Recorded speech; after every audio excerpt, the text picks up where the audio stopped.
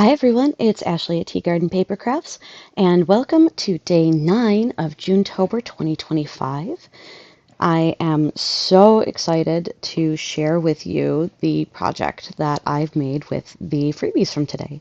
So to start, I made this envelope. I had some wallpaper samples, and so I covered a manila envelope and then used some of the fussy cuts from the freebie, and then on the back, I did the same. I cut up, there was one that was like squares. I cut those up into individual ones.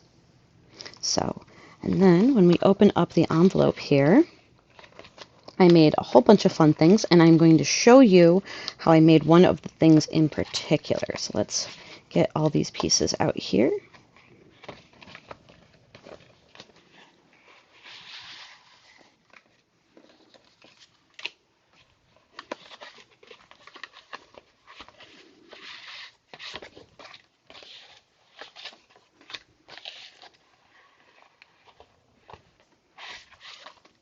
Make sure that's everything. Okay. So yeah, you can see I put a piece of paper in here. It's not all the way down, but it's enough that because when you reach in to get stuff, I didn't want you to see the manila envelope, so I just put a piece of dyed paper inside of there. And this envelope's really nice and sturdy, so you could use this as it is. But using wallpaper samples, you can get tons of free wallpaper samples online, and I like to use them for stuff like this.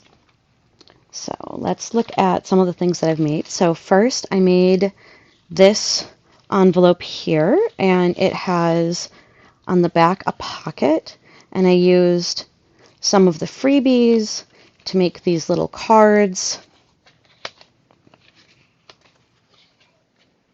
This one you can write on the back here.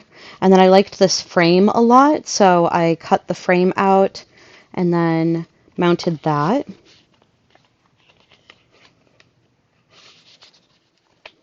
And then use some of the freebies and some stuff from my stash here. And then when we open this up here, there's more of those squares. And inside, I have it lined with some dyed book page. And then we have this really nice little hidden paper clip here. And this, I just used brads to fold this open. And on the back, we've got writing space on the back of each of those. And I used the hidden paper clip just to keep everything kind of all in one, so it fits nicely in the envelope and it's not all just sliding around on everywhere. So that fits right in that envelope there. And then I took some of the other freebies and made them into more journaling space.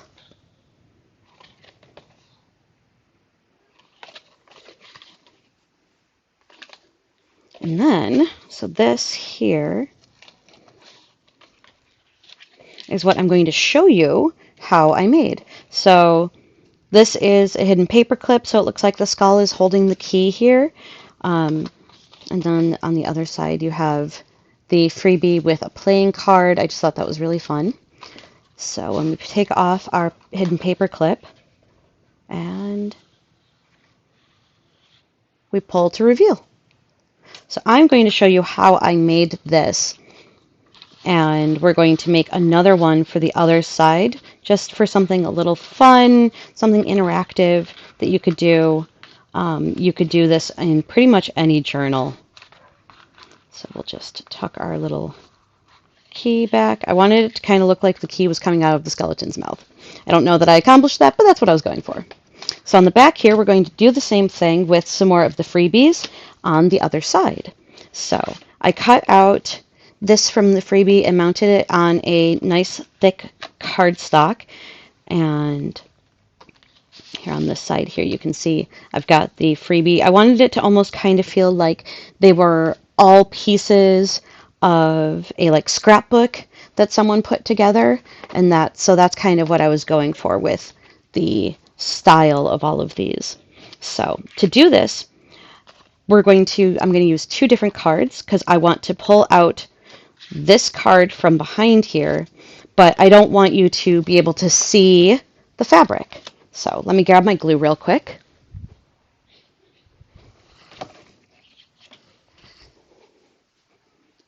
Okay, so first what I want to do is I'm going to pick where I want this to go, and you're going to want to cut your fabric in a way that it goes down to just about the bottom but won't show.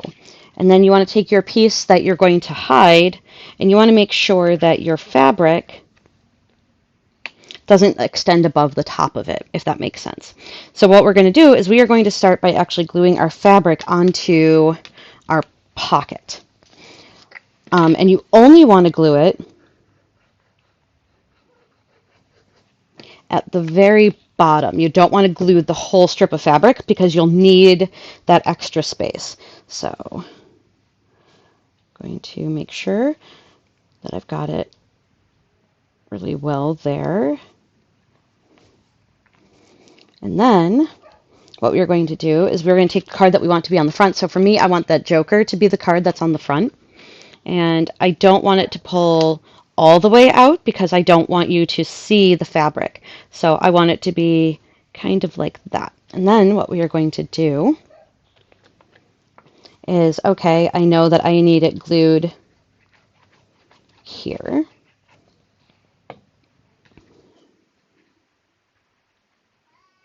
I'm going to line that up. And then I'm going to very carefully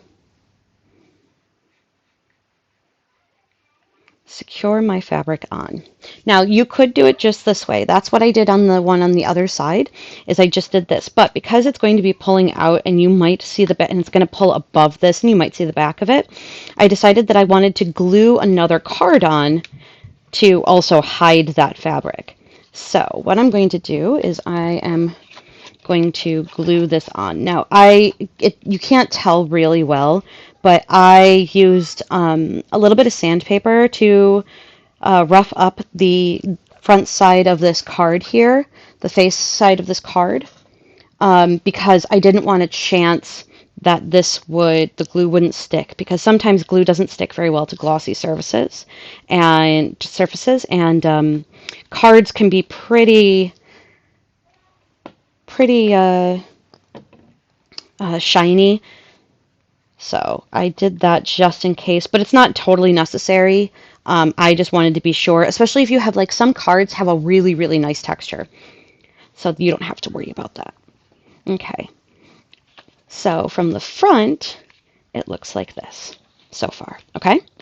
So next what I want to do is, because I want my card to go all the way down inside, we need to have some way to pull it out. So I made this little tab. What I did is I used a square punch, and then I just took a little bit out with my circle punch. That's how I make a lot of my tabs, because I don't have many tab punches. So we'll just put, and you can use less glue than I do. I always like to make sure my projects are super secure because I am paranoid, especially because I do sell some of my stuff. I would never want one of my journals to fall apart on someone, so I do my best to make sure that everything is super, super secure. So I use more glue than is really necessary. I know that Fabri-Tac, Fabrifix are very, very strong glues. Okay, so now that we have our tab glued on, we have our fabric, what we want to do is we're going to glue this down as a pocket. And you want to give yourself enough room that you don't want to take the glue like all the way into the edge. You want the glue to be pretty wide, like you would a regular pocket. Okay. So then we're going to take this whole thing and very carefully flip it over and put it where we want it to go. And then give it a really good press.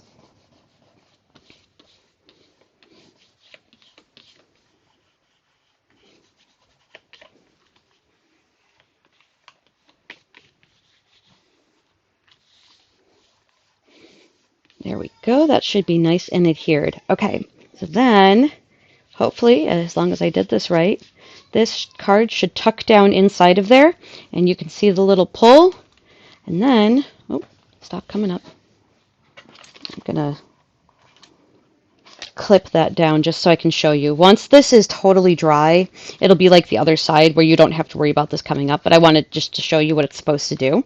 So now this comes all the way out and goes all the way in. And the reason that I like to do it with fabric is, especially you want to use like a thin fabric, you don't want something super heavy, is because all of that fabric is going to scrunch down inside of your pocket here. And if you use something super thick, like a thick linen or something like that, it's going to bunch up down in here and paper might rip. So I like to use like a thin, like a muslin, or like the ribbon that I used is from the dollar store. Really nice. They had it at Easter time. And then it stops by attaching the fabric, it stops your thing from pulling all the way out of the pocket, and it's attached down here at the bottom where the pocket attaches for extra security to make sure it's not going anywhere. Now, again, if you didn't care about what it looks like on the back, so like here, you wouldn't need to put a second card here if you didn't care that that fabric was showing. But because I didn't want my fabric showing, I did not. So like I can show you on the back of this one here, when we flip it over, you can see my fabric. So I'm going to go back and cover those. And then if you wanted to do a multiple one like I did on the back here, all you do is you just have one long layer of fabric and you just glue it at the bottom. You can see I had to do some experimenting, so I should probably cover the back side of these up. But that's why I did it that way on this one with the card, was to cover that up. Learn from my mistakes. But, so then when we have, now our pockets are all done, we tuck that in.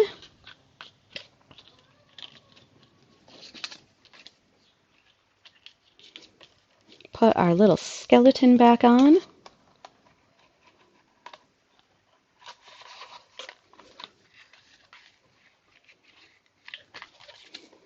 And there we go. Now we have a fun reveal, and the pick a card, you got the Joker. So I hope you liked this. Now for anyone who's playing along with the June-tober board game, I do have my piece of the Witch's Spell that I can show you here. And it is Eye of Newt. And I am actually going to tuck this into my pocket on the back here. So that's why I picked the smaller one, because I'm going to use it as a piece of ephemera. But I am the Eye of Newt for day 9.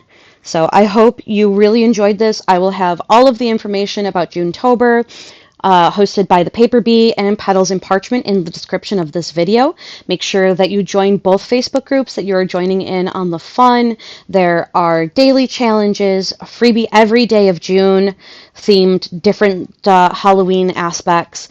There are tons of different contests aside from the YouTube hop that I'm a part of here. There are also contests going on in the Paper Bee Facebook group where you could win some really cool stuff from some really cool digital creators. So make sure that you are joining us for all of the fun. I can't wait to see what all of you make. And if you do follow this tutorial, or if you get any inspiration from the projects that I shared today, I would very much love to see them. Make sure you tag me or post them on the Paper Bee Facebook group or in the Petals and Parchment Facebook group. And I will see you in my next video. Bye, guys.